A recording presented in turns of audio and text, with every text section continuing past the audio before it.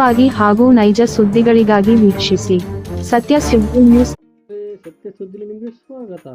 ಬೀದಿ ನಾಯಿಂದ ಬೇಸತ್ತ ಬೆಸ್ಕಾಂ ಅಧಿಕಾರಿ ಹಾಗೂ ಸಿಬ್ಬಂದಿ ವರ್ಗದವರು. ಹೌದು ವೀಕ್ಷಕರೇ, ಹರಿಹರ ನಗರದ ಬೆಸ್ಕಾಂ ವಸತಿ ಗೃಹಗಳ ಆವರಣದಲ್ಲಿ ಸುಮಾರು 14 ರಿಂದ 15 ಬೀದಿ ನಾಯಿಗಳು ಹೊರಗಡೆ ಹೋಗುವ ಸಮಯದಲ್ಲಿ ಭೌ ಮಾಡುತ್ತಿರುವುದೇ ಇಲ್ಲದೆ ವಸತಿ ಗೃಹ ಆವರಣದಲ್ಲಿ ಚಿಕ್ಕ ಮಕ್ಕಳು ಆಟವಾಡುವ ಬೀದಿ ನಾಯಿಗಳಿಂದ ತೊಂದರೆ ಉಂಟಾಗುವುದರಿಂದ ಚಿಕ್ಕ ಮಕ್ಕಳಿಗೆ ತೊಂದರೆಯನ್ನು ಅನುಭವಿಸುತ್ತಿದ್ದಾರೆ.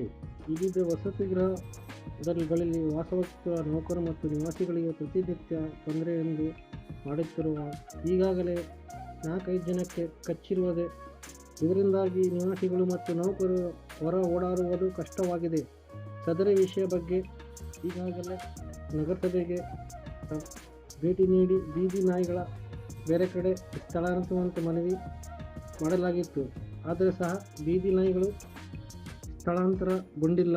ಇಲ್ಲಿ ಅಧಿಕಾರಿ ಹಾಗೂ ಸಿಬ್ಬಂದಿಗಳು ದಿನನಿತ್ಯದ ಗೋಳಾಗಿದೆ.